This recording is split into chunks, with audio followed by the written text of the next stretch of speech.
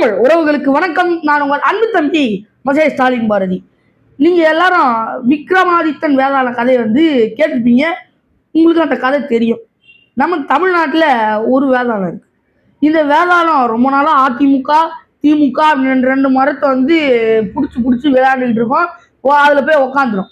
இந்த வேதாளம் இந்த மாதிரி மரம் மாறிட்டே இருந்துச்சு.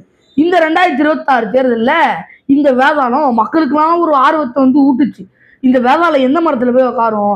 திமுகல போய் உட்காருமா, இல்ல அதிமுகன்ற முருங்கை மரத்துல உட்காருமா என்ற இந்த வேதாளம் பரபரப்பை ஏற்படுத்தி இருந்தது, ஆர்வத்தை ஏற்படுத்தி இருந்துச்சு.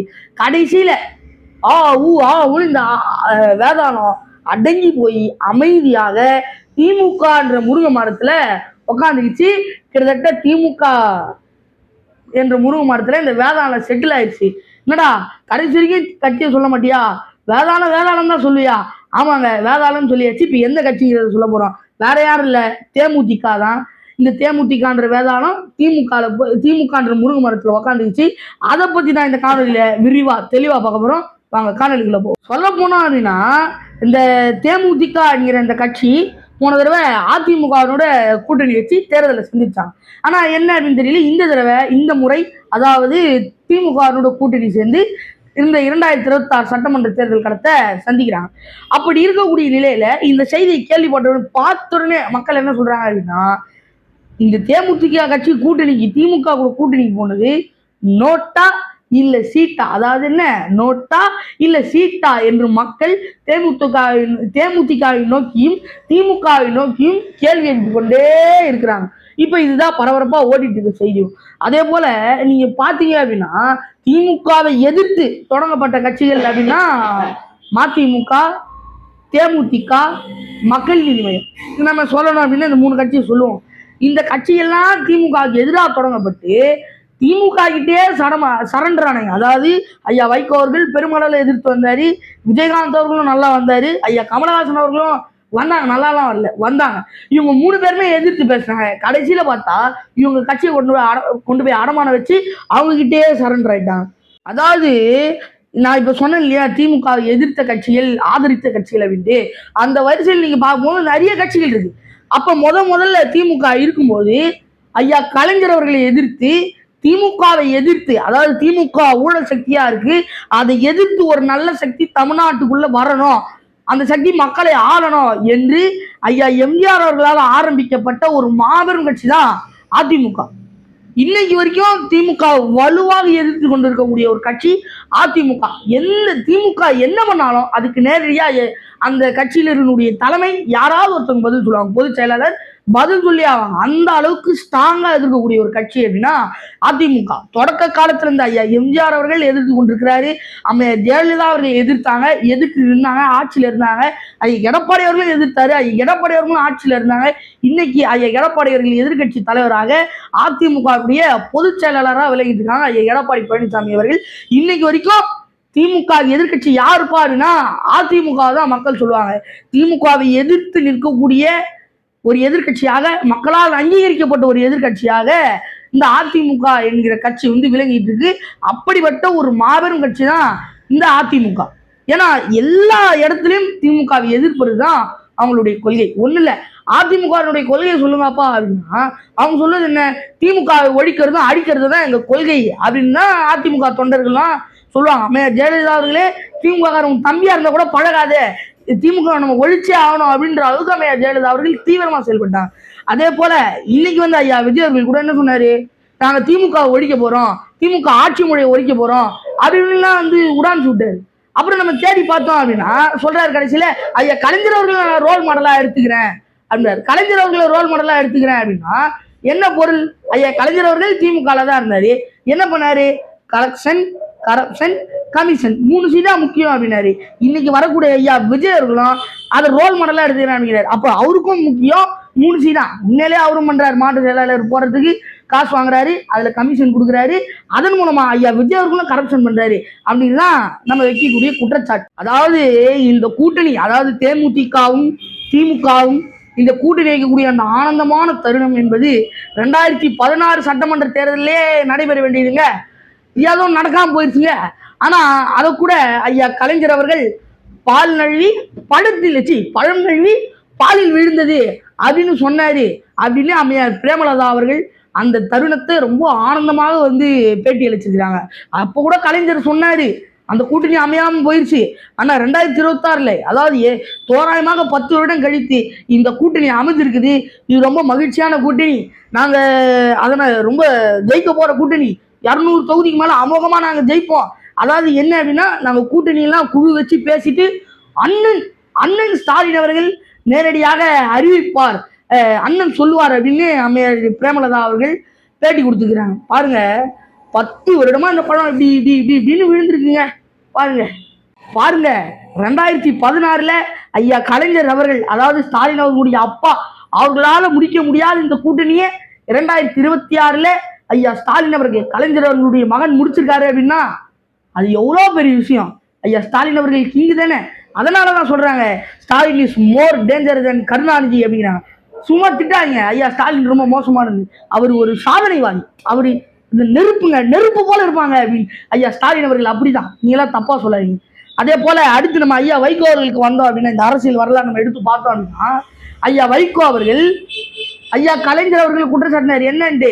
ஐயா கலைஞர் அவர்கள் வாரிசு அரசியல் பண்றாரு, ஐயா ஸ்டாலின் அவர்கள் கொண்டு வந்து முன்னிறுத்துறாரு, ஸ்டாலின் அவர்களை வளர்க்க பாக்குறாரு, ஸ்டாலின் அவர்கள் ஆனால் தான் மேயர் ஆகி இருக்கிறாரு, ஒரே உரையில 2 வாள்லாம் இருக்க முடியாது, இவர் வாரிசு அரசியல் பண்றாரு என்று ஐயா கலைஞர் அவர்கள் மீதும் ஐயா ஸ்டாலின் அவர்களை ஸ்டாலினுக்கு ஒண்ணுமே தெரியாது, அவர் வேஸ்ட், அவர் தத்தி, அவரால் எதுவுமே பண்ண முடியாது என்று ஐயா ஸ்டாலின் அவர்களையும் குற்றச்சாட்டி தான் ஐயா வைகோ அவர்கள் சண்டை போட்டு திமுக விட்டு வெளியில வந்து மறுமலர்ச்சி திராவிட முன்னேற்ற கழகம் அதாவது மதிமுகன்ற கட்சியை தொடங்கி இருக்கிறாங்க.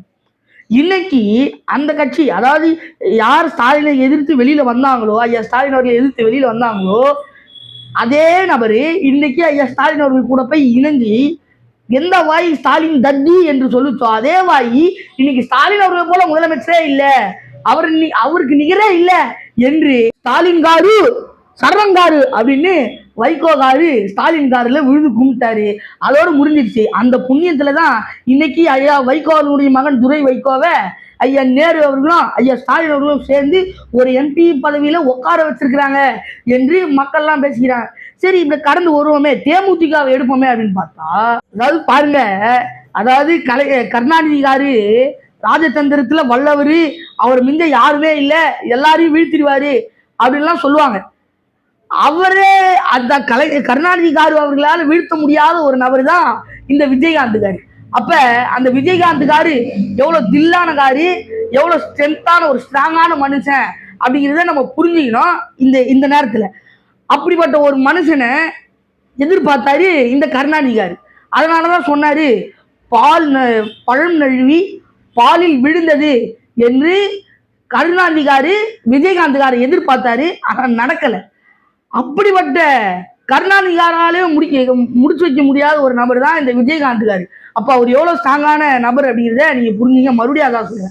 அப்ப இப்படி இந்த வரிசையில் இப்படி வர்றப்ப இந்த 2026ல இந்த ஸ்டாலின் காரு என்ன பண்றாரு அப்படின்னா பிரேமலதா அவர்களை வச்சு பிரேமலதா அம்மையாரை வச்சு தேமுதிக அவருடைய பால் நழுவி பழம் விழுந்தது அதாவது கருணாநிதி காரு அவர்களுடைய கனவை ஐயா ஸ்டாலின் காரு அவர்கள் நிறைவேற்றுறாரு.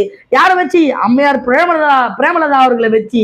அப்ப ஸ்டாலின் காரு எவ்வளவு சூப்பரான மனுஷன், எவ்வளவு தில்லான மனுஷன், எவ்வளவு கெத்தான மனுஷன் அப்படிங்கிறது பாருங்க. விஜயகாந்த் காரா ஸ்டாலின் காரா அப்படின்னா அது ஸ்டாலின் காரு தான் அப்படின்ட்டு நான் அடிச்சு சொல்லுவேன். உங்களுக்கு ஒரு கட்சி குழு கொடுக்குறேன்.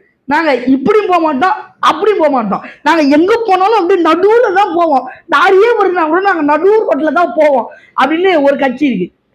உங்களுக்குலாம் ரொம்ப தெரிஞ்ச கட்சி. இன்னொன்னு என்ன அப்படின்னா அந்த கட்சியில இருக்க முக்கியமான ஒரு அதாவது தலைவர்னு வச்சுங்களேன், தலைவர் தான். அவர் என்ன பண்ணாரு, இந்த ஸ்டாலின் பேசுறது, எடப்பாடி பேசுறது, சீமான் பேசுறது, எல்லா பேசும் டிவியில ஓடுது. டம்முன்னு கோவம் வந்து ஒரு டார்ச் லைட் டிவி வெளியே போட்டு உடச்சிட்டாப்புல. இன்னுமா உங்களுக்கு அந்த கட்சி தெரியல? இன்னுமா அந்த உங்களுக்கு நபரை தெரியல? வேற யாரு?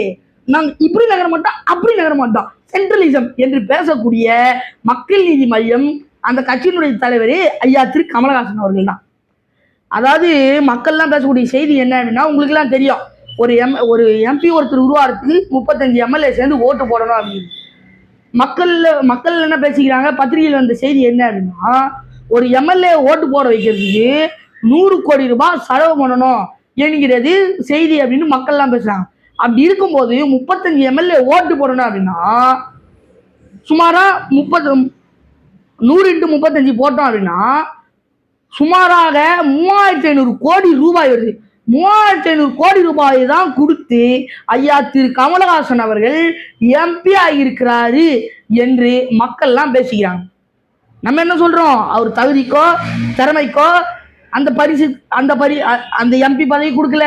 அவர் டிவியை போட்டு உடச்சதுக்கு மாட்டு சென்ட்ரலிசம் பேசுறதுக்கு அந்த எம்பி பதவி வரல. காசால மட்டும்தான் வந்தது. இதுக்கெல்லாம் சாட்சி, இதெல்லாம் வெளிச்சம் அந்த காந்தி தாத்தாவுக்கு மட்டும்தான். ஏன்னா இதெல்லாம் எங்க போச்சு, எங்க வந்தது, எப்படிலாம் வந்ததுங்கிறது அந்த காந்தி தாத்தாவுக்கு மட்டும்தான் தெரியும். இல்ல ஐயா கமலஹாசன் அவர்கள் தங்கச்சி தமிழர்கள் யாரும் பிச்சை எடுக்க மாட்டார்கள் அப்படிங்கிறது. ஐயா உண்மையிலே தமிழர் யாரும் பிச்சை எடுக்க மாட்டாங்கதான். ஆனா ஐயா கமலஹாசன் யாருன்னு உங்களுக்கே தெரியும், நான் சொல்லிதான் தெரியணுங்கிறது இல்லை. இதுல ஐயா கமலஹாசன் அவர்கள் திமுக கிட்ட போயிட்டு பகவதே எம்பி பதவி பிச்சாந்தை அப்படின்னு அவங்க எம்பி பதவி பிச்சை கேட்கறான்டா அப்படின்ட்டு போடு எம்பி பதவி குடு அப்படின்ட்டு எம்பி பதவியை ஐயா கமலஹாசன் அவர்களுக்கு பிச்சை போட்டுட்டாங்க. அப்படியானும் தான் இந்த எம்பி அப்படின்னு சொல்லிட்டு மக்கள்லாம் பேசிக்கிட்டு. அதாவது என்ன சொல்றாங்க அப்படின்னா தேமுதிக திமுகனுடைய கூட்டணியில வந்துருச்சு, காங்கிரஸ் வெளியில போயிடுச்சு, காங்கிரஸ் போனா போட்டோம் அதை சப்போர்ட் பண்றதுக்கு தேமுதிக வந்துருச்சு அப்படிங்கிறாங்க. அதாவது அப்படிலாம் பேசக்கூடியவங்க கொஞ்சமாவது அரசியல சிந்திச்சு பாக்குறாங்களா அப்படிங்கிறதே தெரியல. ஏன்னா காங்கிரசினுடைய பலம் என்ன, தேமுதிகனுடைய பலம் என்ன? காங்கிரஸ் சுமாரா 20 சீட்டுகள் வெற்றி பெறுங்க, தேமுதிக வெற்றி பெறுமா? இதெல்லாம் ஒரு பெரிய குழப்பம். இதெல்லாம் வேற திமுகனுடைய முடிவு சூப்பர் ஆஹா ஓஹோ அப்படின்லாம் கையெல்லாம் தட்டுறாங்க. இதெல்லாம் தப்பான முடிவு. காங்கிரஸோட பலம் வேற, தேமுதிகனுடைய பலம் வேற. சரிங்க, ஏதோ ஒண்ணு. ஆனா அரசியல் மிகவும் நன்றாக சிறப்பாக நகர்ந்து கொண்டிருக்கிறது. ஓட்டு போட வேண்டியது நம்ம எல்லாருடைய கடமை. சிந்திச்சு ஓட்டு போட வேண்டியது உங்களுடைய கடமை. எனவே அருமை தமிழ் சொந்தங்களே, சிந்தியுங்கள், செயல்படுங்கள். அடுத்த காணொளியில் மீண்டும் சந்திப்போம். நன்றி, வணக்கம்.